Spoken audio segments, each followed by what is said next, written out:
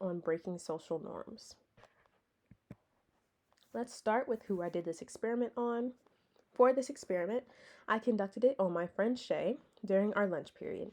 She's a 17-year-old female currently in high school. This is a picture of her, very pretty, and I have known her for about 7 years, so it was exciting to see how she would react to me breaking a social norm around her. Let's go into the nature of the experiment and my hypothesis. For the experiment, I broke the social norm of responding to a greeting or a "how are you" by waiting at least 10 seconds before I said something back to Shay. This was conducted during our lunch period, which is known as a social time for students, a time for catching up and talking to one another, along with eating, but mostly just a socializing period. I also have known Shay for 7 years, so not responding to her greeting would seem very odd. My hypothesis: due to the odd nature of my response or lack thereof, Shay would react awkwardly, conveying a sense of unease through her body language. I believed I would react awkwardly or have a sense of unease through an elevated heart rate or some guilt that I would feel by breaking this social norm. Now let's go into her response. When Shay answered hello and I began waiting the 5 to 10 seconds before responding, I noticed she began to shift around in her seat. Most notably, she averted her eyes from mine, cleared her throat, and started to ask if I was okay before I said hello back. Now, this is very on par for both Shay and me, because Shay is a very extroverted person, and me and her always talk during our lunch periods. And so when I don't respond or say hello back or how are you back, then it could indicate maybe something's wrong. Like, this is what's going on in her head, that maybe something's wrong with me or I need help. So it's pretty on par for her.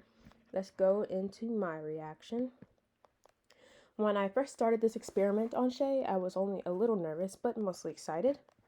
I never really broke a small social norm like this, especially on purpose. So I thought it would be interesting to gauge the reaction of a close friend. Personally, my heart rate went up slightly, but I managed to retain eye contact while I was looking at Shay, even though I felt a little uneasy and guilty for not responding at first. And now I want to go into how this connects to our unit. One of the first connections I saw was normative social influence, which is how people act in a certain way to fit within a group. Now, we can see this with this experiment with Shay, because when you usually go with a group of friends, the first thing you say is hello or how are you, and then when you break the normative social influence, then something can be seen as something's wrong with you, as like you're kind of an outcast almost, like you're just straying from the social norm or the social influence. Another part of this is the idea of social roles and scripts. Social roles is a pattern of behavior that is expected of a person in a given setting or group.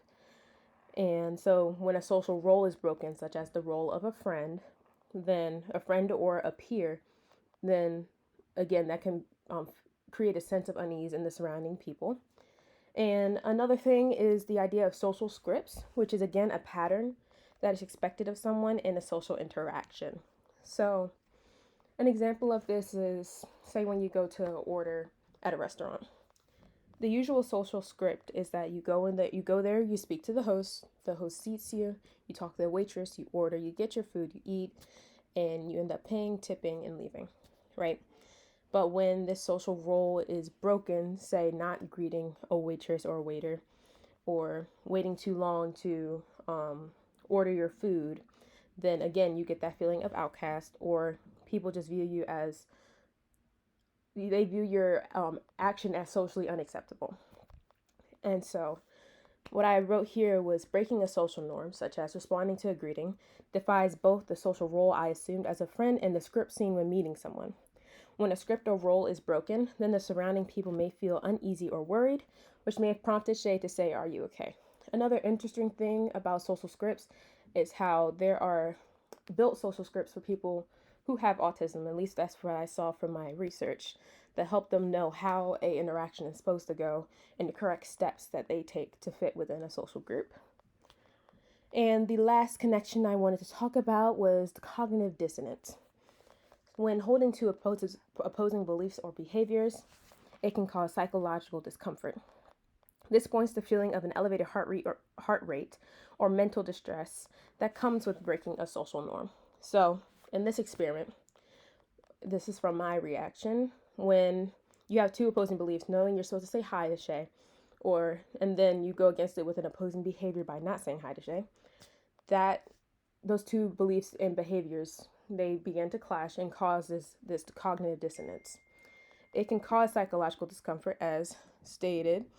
And so in my case, this psychological discomfort came in the form of guilt, mental guilt, anxiety, and correlated to a physiological response, which is an elevated heart rate.